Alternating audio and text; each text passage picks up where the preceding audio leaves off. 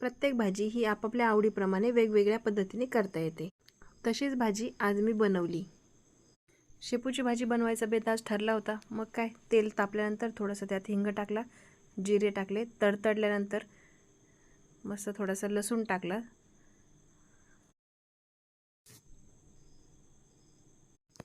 लसूण मस्त गुलाबी होईपर्यंत चांगला परतून घेतला. लसूण चांगला गुलाबी होईपर्यंत परतवून घेतला.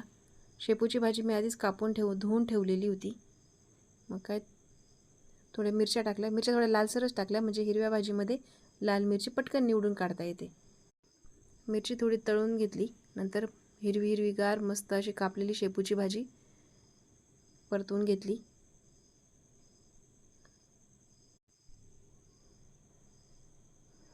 आपण भाजीमध्ये आता मुगाची डाळ पण धुवून ठेवली होती मी. याच्यामध्ये मठाची डाळ पण आपण टाकू शकतो आवडीप्रमाणे. मुगाची डाळ मी धुवून वरून टाकली.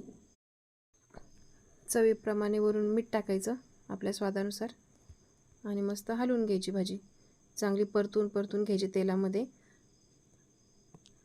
आणि थोडंसं पाणी टाकायचं शिजण्यापुरतं. म्हणजे सुकीच भाजी बनवायची होती ही मला. थोडंसंच पाणी टाकलं मी वरून आणि नंतर थोडंसं हलवून घेतलं. थोड्या वेळ वाफ दाबली आणि एकदम भाजी शिजून तयार झाली आपली मस्त शेपूची भाजी. चवीला एकदम उत्कृष्ट, एकदम छान. आणि ज्वारीच्या भाकरीसोबत किंवा बाजरीच्या भाकरीसोबत आपण छान अशी भाजी खाऊ शकतो. कशी वाटली शेपूची भाजी? नक्की लाईक करा, शेअर करा आणि सबस्क्राईब करा.